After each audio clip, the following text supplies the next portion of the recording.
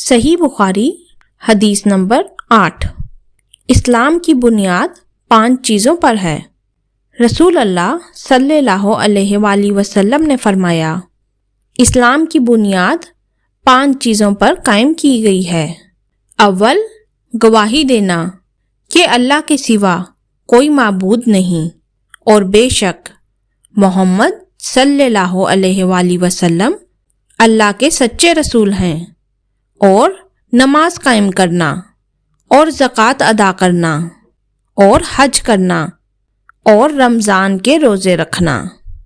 یہ حدیث ہمیں سکھاتی ہے کہ اسلام صرف ایمان کا نام نہیں بلکہ ایک مکمل عملی نظام ہے۔ ایمان کے اظہار کے لیے ہمیں 5 بنیادی ستونوں پر عمل کرنا ضروری ہے۔ اللہ کے سوا کسی کی عبادت نہ کرنا اور محمد صلی اللہ علیہ وآلہ وسلم کی رسالت پر ایمان لانا۔ نماز قائم کرنا تاکہ دل کی روحانیت زندہ رہے۔ زکوٰۃ ادا کرنا تاکہ دل میں سخاوت اور دوسروں کے حقوق کا خیال رہے۔